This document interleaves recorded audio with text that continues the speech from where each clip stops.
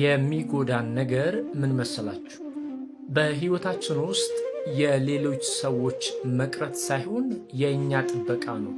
አብዛኞቹ ውስጣዊ ጉዳቶች የሚመነጩት ትክክል ባልሆነ አሊያም ከመጠን ባለፈ ኤክስፔክቴሽን ይመስለኛል። መውደዳችን ላይ አይደለም ችግሩ፣ መጠበቃችን ላይ ነው። ብዙዎቻችን ዓለም ፍትሃዊ እንድትሆን እንጠብቃለን። ከዙሪያችን ስለምናገኘው አቴንሽን ከመጠን ያለፈ ኤክስፔክቴሽን ካለን ሁ ኬርስን መርህ ባደረገች ምድር እንከፋለን። እርግጥ ነው የድካማችንን ያህል ማግኘትን፣ የመልካምነታችንን ያህል መልካም መቀበልን፣ የትጋታችንን ያህል ዋጋን፣ የታማኝነታችንን ያህል ሽልማትን እንጠብቃለን።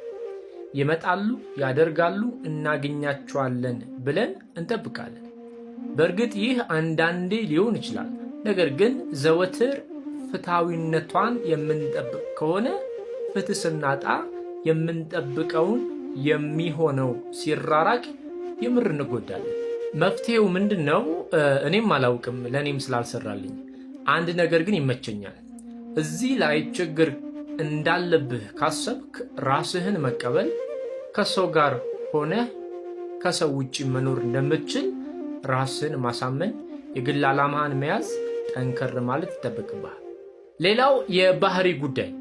ከምትተዋወቃቸው ከሁሉም ወይም ከአብዛኛዎቹ ጋር ብዙም ሳትቆይ የምትጋጭ ከሆነ የግል ባህሪህን መፈተሽ ጥሩ ነው። አኩራፊነት፣ በቀላሉ የሚሰማህ አይነት ስስ ሰው መሆን፣ ቁጡነት፣ ማውራት ከጀመሩ አለማቆምና የመሳሰሉትን የባህሪ ሁኔታዎች ለግንኙነት ጠንቅ ናቸውና ማስተካከሉ መልካም ነው።